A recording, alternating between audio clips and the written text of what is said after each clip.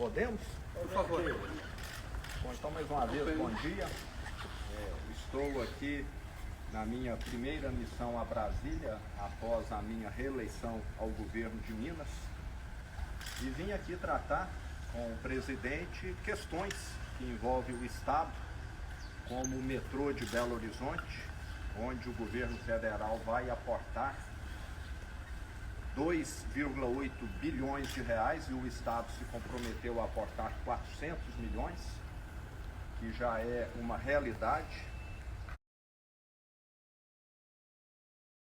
Também as obras da BR-381-262, que conectam o Estado ao Espírito Santo e ao leste de Minas Gerais, e outros pontos mais que envolvem Minas Gerais. E não poderia também deixar, nesse momento, de estarmos aqui colocando as nossas divergências de lado, né? Eu sempre dialoguei com o presidente Bolsonaro, sabemos que em muitas coisas convergimos e em outras não, mas é um momento em que o Brasil precisa caminhar para frente e eu acredito muito mais na proposta do presidente Bolsonaro do que na proposta do adversário. Até porque o adversário dele, que foi o mesmo adversário que eu tive em Minas Gerais, foi uma gestão desastrosa que arruinou o estado de Minas. E eu e a minha equipe sabíamos muito bem, porque nesses 4 anos nós já pagamos 30 bilhões de dívidas que herdamos da gestão passada. E é só perguntar para qualquer prefeito de Minas Gerais o estrago que o PT fez no estado. É só perguntar, 853 prefeitos. Nós tivemos em Minas prefeitos que renunciaram, que adoeceram e suicidaram na gestão do PT. Porque o Estado simplesmente se negou a repassar aquilo que a Constituição prevê. Repasses do ICMS, do IPVA, do Fundeb e também da saúde. Se apropriou. Um governo que descontou da folha de pagamento de 270 mil funcionários públicos o empréstimo consignado e não pagou os bancos, deixando o nome de 270 mil funcionários públicos ir para o SPC e Serasa, diz tudo do que é capaz de fazer. A falta de consideração. E pior, diz que é social e suspendeu o pagamento do piso mineiro de assistência social, que nós voltamos a pagar logo no início do meu governo e reajustamos em 50%. Então dá para ver que há uma divergência muito grande entre discurso e efetividade e prática. Então eu estou aqui hoje para declarar o meu apoio à candidatura do presidente Bolsonaro, porque eu, mais do que ninguém, herdei uma tragédia. E não foi só o Estado, não. Perguntem aos atuais prefeitos de Uberlândia, de Pouso Alegre e outras grandes cidades do Estado que também tiveram uma gestão desastrosa do PT. Então nós estamos falando aqui de realidade. Não estamos falando aqui de versões, não. Perguntem aos 853 prefeitos de Minas, principalmente aos reeleitos, que estiveram lá presentes em 2015, 16, 17 e 18, para saber a tragédia que nós vivemos. Presidente. É com satisfação que eu recebi a visita do governador Zema, veio tratar de assuntos de interesse do seu estado, continuar tratando dos assuntos, como ele falou aqui, do metrô, de BRs. Temos a questão também de Mariana, está bastante avançado. E sempre tivemos um diálogo muito franco. Nada tratado entre nós visava outros interesses a não ser o futuro, no caso dele, do Estado e nossa parte aqui do Brasil. Ele passou um breve filme do que foi a administração do PT para seu Estado.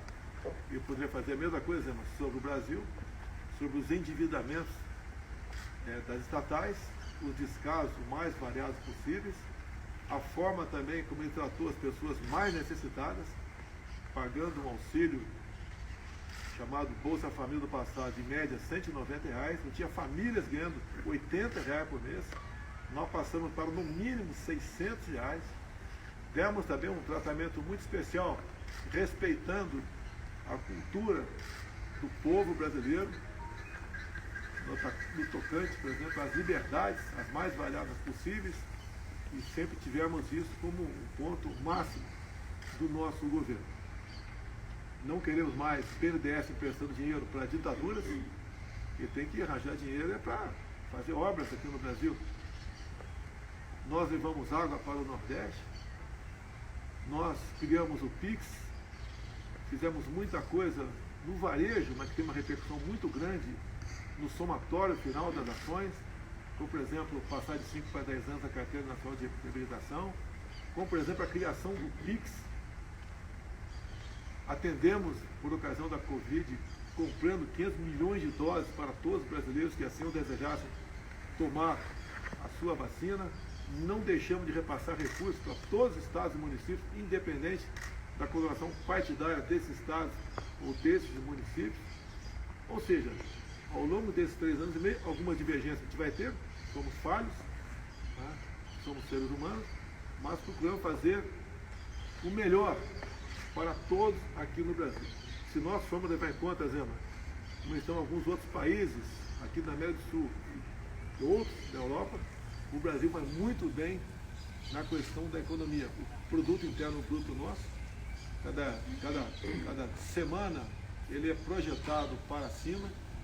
Nós também temos diminuído muito aquele percentual do desemprego no Brasil. A informalidade praticamente voltou ao que era antes do período da pandemia. Estamos tendo uma das gasolinas mais baratas do mundo. Também o etanol baixou muito de preço. Recebemos na semana passada o primeiro navio russo com diesel. Isso vai se tornar uma constante para nós. E dizer que o Zema sabe disso. Nós somos dependentes de diesel e de gasolina porque 3 refinarias começaram a ser feitas. No início do governo Lula, se enterrou quase 100 bilhões de reais e não se fez uma refinaria sequer. Muito pelo contrário, perdemos até 2 refinarias para a Bolívia, tendo visto o presidente da época, Evo Morales, ser amigo do presidente Lula. Também comprou-se refinaria fora do Brasil, que era uma sucata, uma passadina. Temos hoje servidores dos Correios que tem um desconto em seu contra-cheque de no mínimo R$500 até 2030 para pagar roubos do sistema do fundo de pensão deles, o Postales. A mesma coisa na Caixa Econômica Federal. Então nós sabemos aqui, rapidamente, né, um breve retrato do que foi o estrago da administração do PT. E agora há pouco também, conversando com o governador na mesa ali, comparei os meus ministros com aqueles que viriam, né, numa hipotética e improvável reeleição do ex-presidente Lula. Simplesmente é incomparável. Temos aqui 2 ministros me acompanhando, o da infraestrutura, que mesmo com o teto de gastos fez muito mais do que mais de 14 anos de administração do PT, e também a questão do meio ambiente, que é uma questão muito sensível a todos nós, e nós comparamos com outros ministros do meio ambiente, o que poderia vir no governo Lula seria um travamento de tudo quanto é obra no Brasil. Ou seja, também falamos rapidamente sobre o que é o Brasil perante o mundo, a sua importância. Somos hoje os maiores produtores de alimento do mundo, temos projetado também sermos o maior produtor de energia verde, via eólica offshore. Nós vamos reindustrializar o Nordeste com isso. O país já tem nos procurado para buscar contratos. Ou seja, o Brasil está despontando para realmente ser aquele país que interessa e é o sonho de todos nós. Então esse apoio do governador Zema é muito bem-vindo.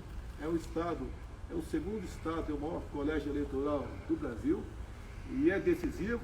Só quem ganha lá, diz a tradição, pode realmente chegar à presidência da República. Então há esse interesse meu, obviamente por parte do governador, como agora tem 2 opções, entre as 2, uma descarta de imediato e a outra é a continuidade do que fizemos até o momento e fará bem para o Estado de Minas e para o Brasil. Então eu agradeço aqui o apoio do Zema nesse momento, mais do que bem-vindo, ele é essencial. Ele é decisivo para a nossa reeleição. Muito obrigado, Zé. Governador, uma pergunta. A votação do senhor foi bem maior do que a do presidente em Minas. Queria saber o que o senhor atribui a esse resultado e o senhor acha que dá para diminuir essa diferença? Com toda certeza, o eleitor é pragmático. Eu sempre menciono que ficou erroneamente na memória do brasileiro uma ideia de que nos anos Lula nós tivemos uma prosperidade. Eu sempre coloco como comparação que naquele período foi como se um atleta tivesse tomado anabolizante. No primeiro momento foi muito bom e depois a conta veio amarga, né, através de diversos problemas de saúde. Primeiro muito músculo, muita força, depois problemas renais, de impotência, problemas cardíacos, etc. O que o PT fez com o Brasil foi isso, maquiou um desenvolvimento econômico. E nós tivemos em 2015 e 2016 a pior recessão da história, enquanto o mundo crescia. Só o Brasil conseguiu dar marcha ré em 2015 e 2016. Entre 2015 e 2016 perdeu-se 3 milhões de empregos no Brasil. Em 2020 e 2021, com a Covid, criou-se quase 3 milhões de empregos no Brasil. Presidente. Imagine se tivesse tido, se essa pandemia fosse com uma administração do PT no Brasil. Presidente, por favor, com o apoio do governador Zema, o senhor acredita que é possível virar a eleição em Minas? Eu tenho certeza disso. O Zema tem gosta de grande credibilidade, dado a administração que ele fez. E esse apoio, no meu entender, é decisivo. E em Minas Gerais, nós vamos ter uma boa diferença para o adversário. Já com essa linha aí, presidente, na Jovem Pan, está ao vivo. O senhor já tem um acerto de agenda? A ideia é andar com o governador no estado de Minas, algumas cidades em que os votos não atingiram a expectativa, é refazer essa rota aí, presidente? Sim, já foi rapidamente aqui tocado esse assunto, obviamente, por Minas. Dia 12, votar em Minas Gerais no encontro com o apóstolo Valdemiro, tá? Um encontro religioso. Eu até já agradeci ele agora há pouco, fiz um vídeo para ele. E temos também já pré-acertado uma agenda política no Estado. Eu pretendo ir pelo menos 3 vezes ao Estado de Minas Gerais. O senhor vai a São Paulo hoje, presidente? Tenho 2 eventos também religiosos em São Paulo, vou com a minha esposa, que ela é evangélica. E temos uma outra atividade também, está faltando a gente só a confirmação para participar da mesma. São 2 policiais militares que foram feridos, uma situação cujos criminosos receberam recursos para executar essa ação criminosa, 2 policiais fardados por ocasião do dia das eleições, graças a Deus sobreviveram. E nós vamos inteirar melhor desse assunto. E se for possível, se assim as autoridades sanitárias permitirem, pretendo visitar esses policiais. Hoje o senhor recebe o governador Cláudio Castro, também uma agenda parecida com o governador Zema? Olha, eu conversei com o Cláudio Castro por telefone, está fechado o apoio dele. Conversei também com o Nicolau Caiado de Goiás, devemos encontrar brevemente. Conversei também com o Ratinho Júnior do Paraná e está a princípio, está pré-acertado uma agenda que deve ser em Minas Gerais, com o Zema, para nós ali, discutimos mais sobre o futuro de cada ente da federação. Em relação à dinâmica do auxílio aí, presidente, tem expectativa de aumentar para atender as mulheres 13º do ano, algo assim? A questão das mulheres é uma narrativa contra a gente. Você pega, por exemplo, 420 mil títulos da reforma agrária, 80% foram para as mulheres. O Auxílio Brasil, nós priorizamos as mulheres, de 21 milhões de famílias, quase 17 milhões são mulheres. Nossa presidência da República, em torno de 40% daquele espaço lá, que são centenas de pessoas, são mulheres. Uma das ministras mais importantes nossa, da Agricultura, Tereza Cristina, mulher.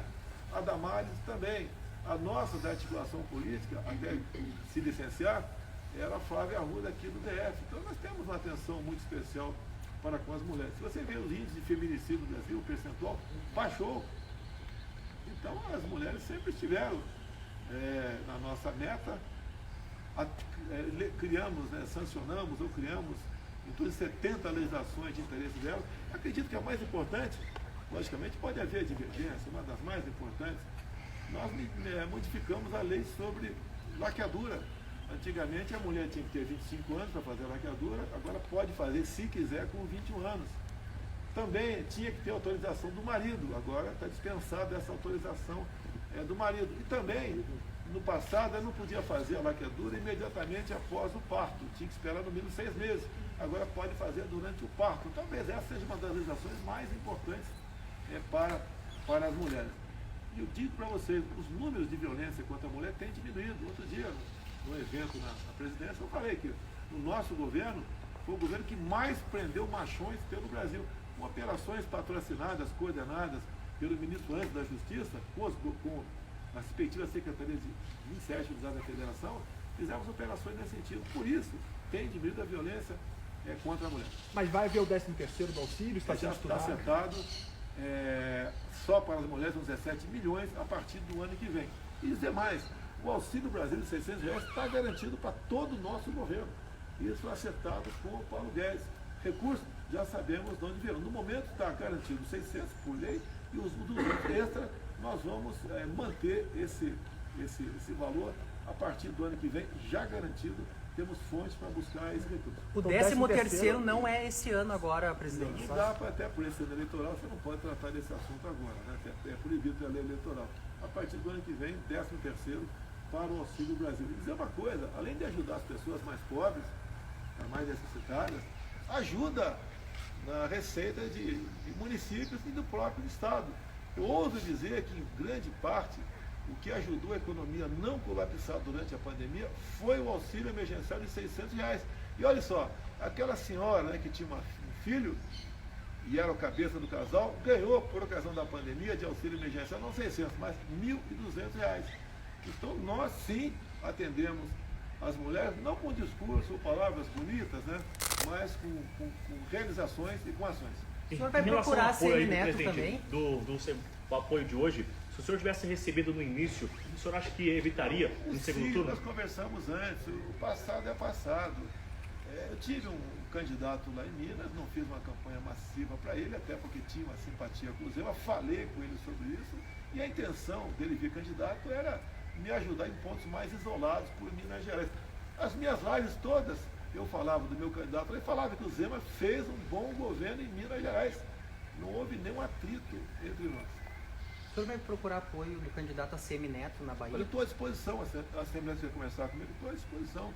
O João Roma veio candidato por lá, teve em torno de 10%. O candidato do PT quase ganhou no primeiro turno. E eu estou à disposição do Assemineto. O senhor tem uma agenda agora também como vice-presidente, né? Uma agenda de campanha? Mais uma cortesia do Morano. Presidente, o senhor está procurando o apoio formal de alguns partidos, o União Brasil, o MDB, o próprio Novo, algum outro? É isso aí, quem coordena isso é o meu filho Flávio, que está aí. A gente está vendo que os partidos que disputaram as eleições, alguns já estão se decidindo, né? Qualquer apoio é bem-vindo, estamos abertos a negociações, a conversa, como o Zema que tem, que é do Partido Novo, e vamos fazer a nossa política. A gente viu ontem uma reunião, presidente, no Alvorada, com o ex-ministro da Infraestrutura, candidato ao governo de São Paulo. Qual foi essa reunião de ontem? O senhor pode adiantar sobre isso? O Tarcísio foi um fato novo na política. Ele não é paulista, né? Mas tem uma história de trabalho aqui em Brasília. Ele é formado pela Academia de Vidas Negras, foi feito Instituto Militar de Engenharia, é concursado da Câmara, tinha 2 vagas da Câmara, ficou 3 anos lá na Comissão de Viação e Transportes, esteve no DENIT também, e quando assumiu a Infra comigo, ele foi uma pessoa que rapidamente mostrou o seu valor. Apesar de termos teto de gasto, ele usou as verbas do seu município, do seu ministério, para bem atender o Brasil. Fomos em locais fazer obras com a ponte do Abunã, lá na região do Acre e Rondônia. Você elimina um gargalo, levava-se em média 3 horas para o carro passar por ali, e isso diminuiu bastante, e não tem uma grande densidade eleitoral no Acre e Rondônia, mas nós prestigiamos esse estado também. Então essas obras do Tarcísio, visando gargalos, como da BR-163, lá no Pará, que 6 meses de chuva por ano, um caminhão transportando o grão levava em média uma semana para passar em 50 quilômetros. Ele esperou a hora certa, o momento certo de falta d'água, de falta de chuva, e junto com o Exército Brasileiro fez a obra em 6 meses.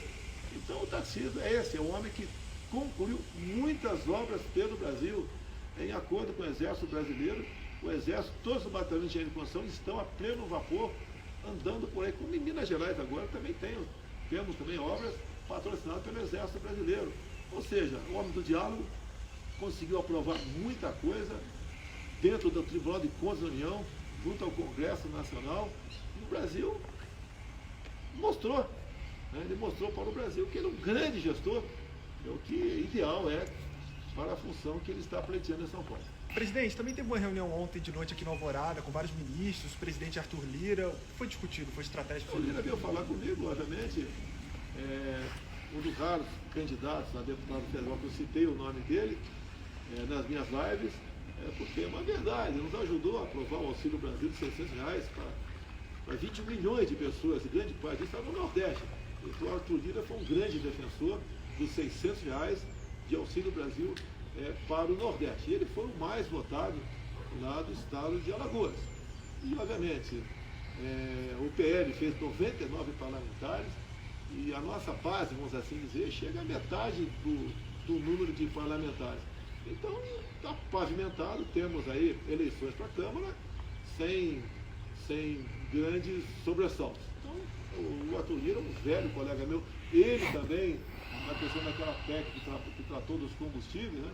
Ele foi um grande defensor dessas questões. Então, na verdade, hoje em dia você vê gasolina em muitos estados a R$4,50.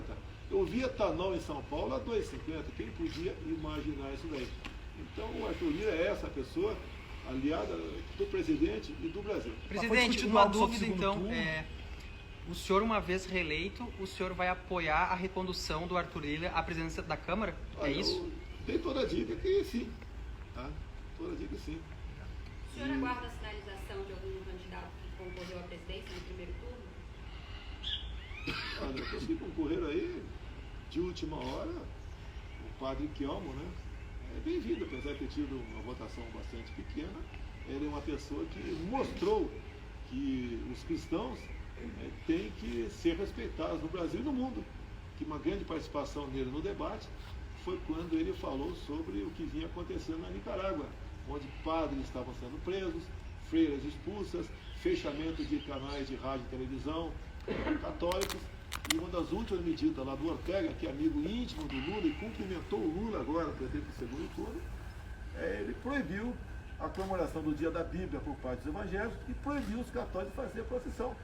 Então o padre Kelmo tem um valor simbólico muito grande, tá? Enorme no meu entender, e obviamente vou conversar com ele. E da terceira e do quarto colocado, presidente, Ciro e Tebet? O senhor espera apoio? Pelo que eu estou vendo aqui, o PDT está bastante inclinado a apoiar o Lula. E a Tebet pessoalmente, né?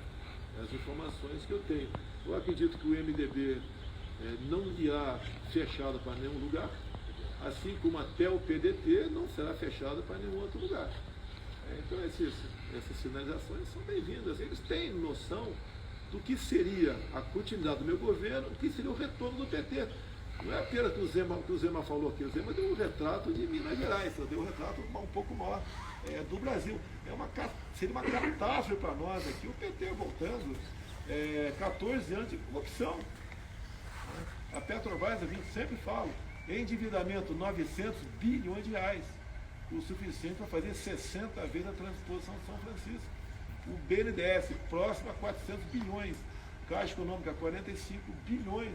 Queremos isso de volta para o Brasil? O Brasil podia, se eu tivesse pego o Brasil em 2003, como ele pegou com as commodities lá em cima, a economia praticamente acertada, e ele foi para distribuir cargos no governo, troca de apoio, então loteou estatais, bancos oficiais e ministérios com partidos políticos que tinham outros interesses, né, em grande parte, não são todos, a não ser em fazer caixa para a campanha e se enriquecerem muitos deles. Então é isso que aconteceu. O grande problema do Brasil é quando há uma mistura muito grande entre os poderes. Os poderes têm que ser harmônicos, independentes, se respeitar entre si. Alguma participação sim, até porque eu não tenho como, por exemplo, ocupar todos os cargos que tenho se não tiver indicação de terceiro, que muitas indicações por parte do Legislativo são bem-vindas, outras nem tanto. a gente faz a devida triagem e toca o barco. Vocês não viram no meu governo troca de ministério por interesse político partidário. Hoje, nós, os partidos de centro, vivemos em harmonia. Aprovamos muita coisa, o marco do saneamento, reforma da Previdência, o novo marco das ferrovias, startups, lei da liberdade econômica, Auxílio Brasil de 600, vai para 21 milhões de pessoas. E está indo bem o Brasil. E nós conseguimos ali buscar um ponto de equilíbrio e funcionarmos em harmonia. Em relação aos apoios ainda na presidente em São Paulo, com esse atual governador, acabou não tendo resultado esperado. O senhor vai tentar um apoio também? O Rodrigo, sim, em São eu Paulo. devo conversar, está previsto conversar com o Rodrigo hoje, mas é uma questão nacional, não é uma questão local. Né? Local, ele trataria com o Tarcísio. Desconheço qualquer trabalho nesse sentido. Comigo, vou conversar com o Rodrigo Garcia. O senhor vai encontrar ele pessoalmente? Pessoal, está previsto, pessoalmente, não bati o martelo ainda, né? Seria no aeroporto lá esse encontro. Até que eu não poderia ir lá no governo dele, porque a minha agenda está muito apertada. Em São Paulo, tenho 2 eventos grandes religiosos, uma possível visita ao hospital. Não teria como esse tempo de deslocamento é muito grande para mim. Então, estamos tentando ver se ele vai lá em Congonhas conversar com a gente. Para discutir um apoio ao senhor, é isso, pessoal? Conversar sobre política ali é um namoro, né? A gente vai parte para o noivado ou não. Eu acho tudo para a gente conversar sobre São Paulo. Eu acredito que naturalmente uma parte considerável do PSDB viria comigo em São Paulo, não vai apoiar o PT, até pelo histórico do Lula, pelo histórico do estrago que o Haddad fez em São Paulo também, o próprio prefeito da história da capital paulista, além de outras questões, né? O Haddad, enquanto ministro da Educação aqui, investiu em pautas contra os costumes, pautas contra a família.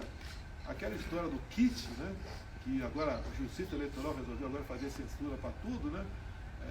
Faz para eles, para eles, quando é a meu favor, eu não ganho nada. E eu tenho que fazer a live aí fora. Você sabe quanto gasto fazer uma live aqui, pessoal? Talvez alguns centavos da energia elétrica. Sabe quando eu saio daqui? Que eu gasto? Alguns milhares de reais. Que são 8 carros blindados, uma ambulância, segurança, no mínimo 50 segurança.